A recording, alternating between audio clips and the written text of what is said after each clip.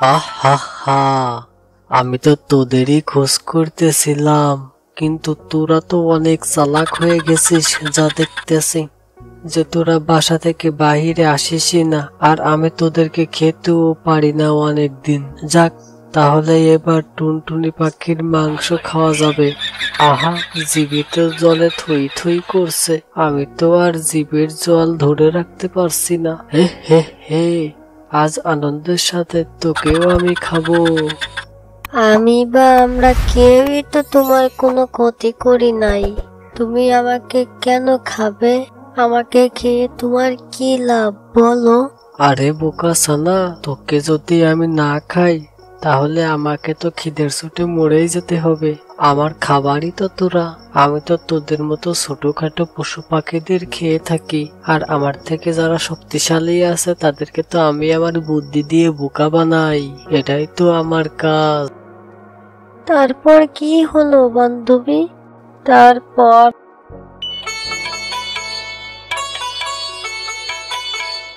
আমি ওখানে আসতে আসতেই দেখি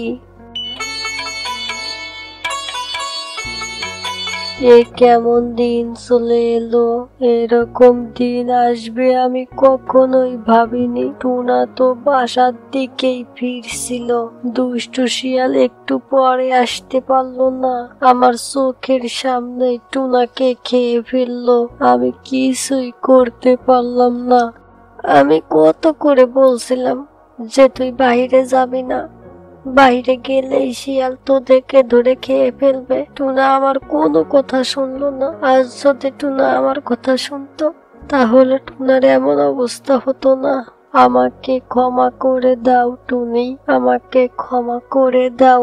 আমার চোখের সামনে ওই দুষ্টু শিয়াল টুনাকে খেয়ে ফেললো, আর আমি কিছুই করতে পারলাম না। আমাকে ক্ষমা করে দাও।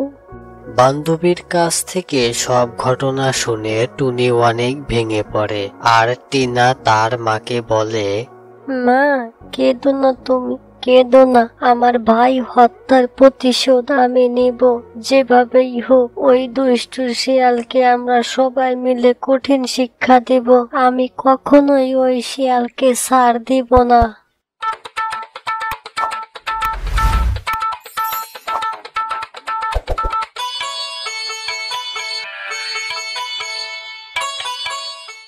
আর কিছু দূর এগোতেই হঠাৎ করে সামনে একজন বুজুর্গ দেখতে পায়, আর সেই বুজুর্গ তাদের বলে, দাঁড়াও, তোমরা দাঁড়াও, তোমরা সবাই এদিকে আসো, আমার সামনে এসে দাঁড়াও।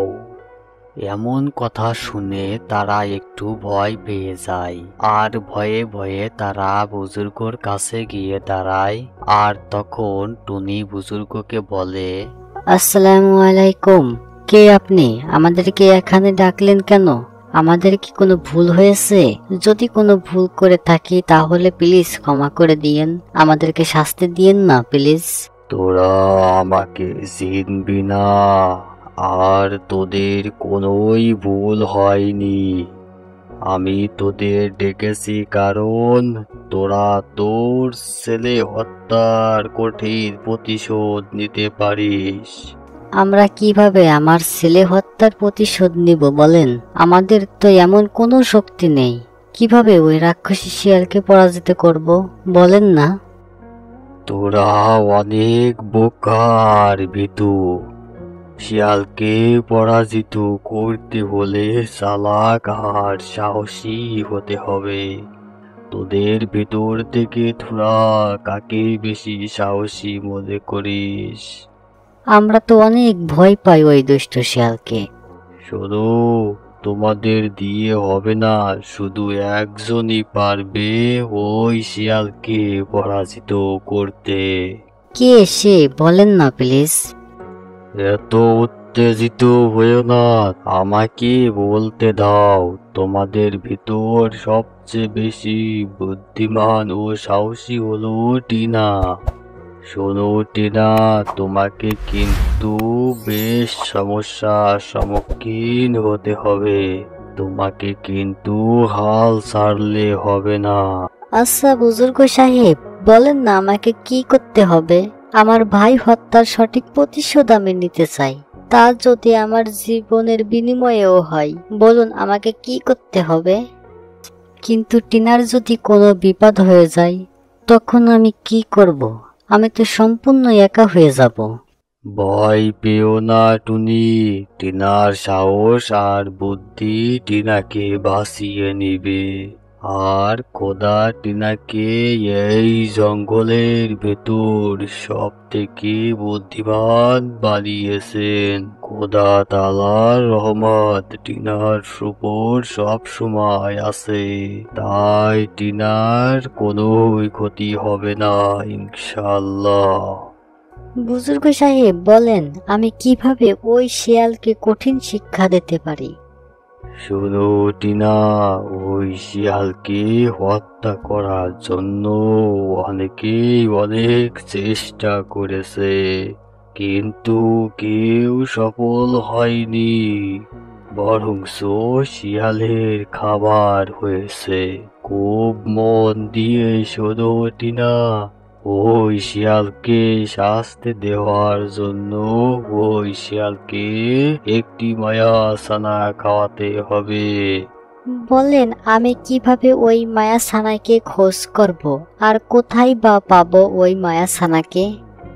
খুব মন দিয়ে শোনো টিনা, 1 2 3 চারিদিকে বড় বড় গাছ পার হও 3 দিন। সামনে দেখো গুহা, বসে আছে কাল্লু মামা, ভেতরে পাবে মায়া সানা। টিনা আমি আমার বড় ছেলেকে হারিয়ে ফেলেছি, আমি আর তোকে হারাতে চাই না বাবা, আমিও তোর সাথে যাব। মা, আমি একা কোথায় যাচ্ছি? তোমাদের দোয়া তো আমার সাথেই থাকে সব সময়। আর বুজুর্গ সাহেব তো বললেনই আমার কিছুই হবে না। তুমি দেখো মা, আমি খুব তাড়াতাড়ি ওই শিয়ালকে কঠিন শাস্তি দিয়ে বাসায় ফিরে আসব।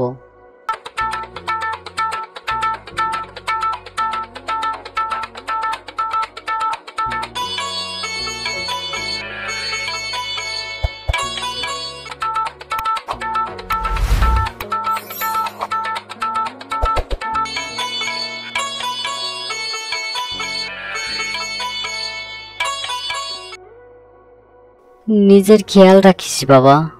টুনি তুমি সাবধানে যেও, আর তোমার চোখ কান খোলা রেখো।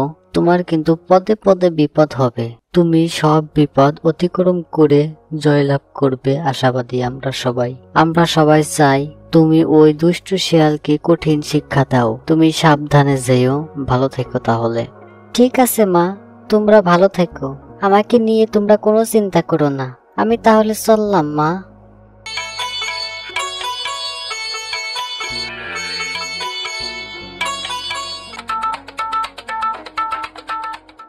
এই বলে টিনা মায়া ছানা আনতে বের হয়, আর একটু এগোতেই ভাবে, আরে বুজুর্গ আমাকে কি বলেছিল 1 2 3 চারিদিকে বড় বড় গাছ, এর মানে হলো 3টি জঙ্গল, আর পার হতে সময় লাগবে 3 দিন। সামনে দেখো গুহা, বসে আছে কালু মামা, আর এর মানে হচ্ছে একটি গুহা আছে, আর সেখানে কালু মামা নামে একজন পাহারাদার আছে। হ্যাঁ এই তো আমি পেরেছি, এখন যাই, অনেক দূরের পথ। এই বলে টিনা 3 দিন ধরে চলতে চলতে 2টি জঙ্গল পার হয়, আর 3 নাম্বার জঙ্গলের ভিতর চলে আসে আর থমকে দাঁড়ায়। আমি তো 2টি জঙ্গল পার হয়ে 3 নাম্বার জঙ্গলের ভিতর চলে এসেছি। বুজুর্গর কথা মতো এটাই হবার কথা ছিল, কিন্তু আশেপাশে তো কোনোই গুহা দেখতে পাচ্ছি না। যাই একটু এগিয়ে দেখি, মনে হয় আর একটু সামনেই আছে সেই গুহা।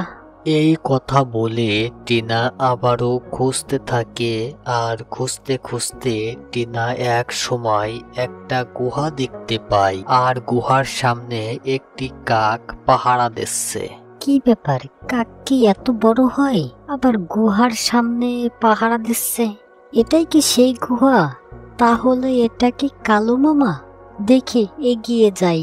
এই বলে টিনা গুহার সামনে চলে আসে এবং কাককে বলে, আপনি কি কালু মামা?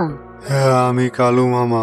কি তুমি বাসা? তোমার এখানে কি কি চাও তুমি বাসা? আমি টিনা কালু মামা।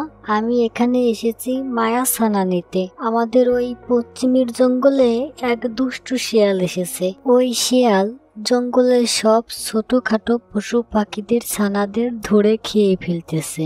আমি এসেছি মায়া ছানা নিতে, আর ওই মায়া ছানার মাধ্যমে আমরা শিয়ালকে কঠিন শাস্তি দিতে পারবো। কালু মামা, তুমি কি আমাকে মায়া ছানা দিবে গো?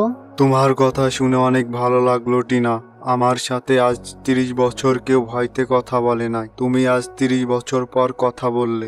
আমি তোমাকে মায়া ছানা দিব, কিন্তু 3টি শর্ত আছে। তুমি যদি সঠিক উত্তর দিতে পারো তাহলে তুমি পাবে মায়া ছানা, আর যদি না পারো তাহলে তোমার গলা দিয়ে রক্ত উঠবে, তুমি মারা যাবে। এর আগে আরো 5 জন এভাবে মারা গেছে। আমি প্রস্তুত কালু মামা। এখন আমাকে প্রশ্ন করো, ইনশাল্লাহ আমি সব প্রশ্নের উত্তর দিব। কালু মামা, আমাকে প্রশ্ন করুন। আচ্ছা, তুমি বলো তো, তুমি যার কথা শুনে এখানে এসেছো এবং তার জন্ম কত খ্রিস্টাব্দে? সে একজন আউলিয়া ছিল, আর তার জন্ম 1360 খ্রিস্টাব্দে। তুমি সঠিক উত্তর দিয়েছো বাসা। এর পরের প্রশ্ন হলো, ইসলামের খলিফা কতজন ছিল? ইসলামের খলিফা ছিল 4 জন। তুমি সঠিক উত্তর দিয়েছো বাসা। এবং তোমার জন্য শেষ প্রশ্ন হলো, কোন নবীকে ষড়যন্ত্র করে কূপের ভিতর ফেলে দিছিল? এটার উত্তর হলো, ইউসুফ নবীকে ষড়যন্ত্র করে কূপের ভিতর ফেলে দিছিল তার ভাইরা। মাশাআল্লাহ, তোমার উত্তরটি সঠিক হয়েছে এবং এই নাও তোমার জন্য পুরস্কার স্বরূপ মায়া ছানা। শোনো, মায়া ছানা কিন্তু তোমার সামনে রাখবে, কখনো পিছনে দিবে না, তাহলে কিন্তু মায়া ছানা অদৃশ্য হয়ে যাবে। আচ্ছা কালু মামা, তোমাকে অনেক ধন্যবাদ। তারপর টিনা মায়া ছানা নিয়ে জঙ্গলের দিকে রওনা দেয়। আর সে 3 দিন পর তার নিজের জঙ্গলে এসে পৌঁছায়। তারপর টিনা শিয়ালকে খুঁজতে থাকে এবং খুঁজতে খুঁজতে শিয়ালকে দেখতে পায় এবং বলে, শিয়াল মামা, শিয়াল মামা, এই দেখো তোমার জন্য কি এনেছি। আরে বাহ, মেঘনা চাইতেই যেন জল পড়তেছে, তাও ভাই একটা নয়, দুটো। এখনই এই দুটো ছানাকে অনেক মজা করে খাবো। শিয়াল মামা, তুমি অনেক ক্ষুধার্ত, তাই না মামা? হ্যাঁ রে ছানা, আমার অনেক ক্ষুধা পেয়েছে। আয় তো, তাড়াতাড়ি আয়, আমি তোদের খেয়ে আমার ক্ষুধা মিটাই। শিয়াল মামা, আমার না ছোট্ট একটা আবদার ছিল, তুমি কি রাখবে গো? আবার কিসের আবদার? বল, তাড়াতাড়ি করে বল, কি তোর আবদার? শিয়াল মামা, আমার না অনেক শখ যে তুমি কিভাবে পশু পাখিদের ছানাদের খেয়ে ফেলো তা দেখার। মামা, এই ছানাকে তুমি খাবা? আমি দেখতাম যে তুমি কিভাবে খাও। ও, এই ব্যাপার। তাহলে দেখ আমি কিভাবে পশু পাখিদের ছানাদের ধরে ধরে খেয়ে থাকি।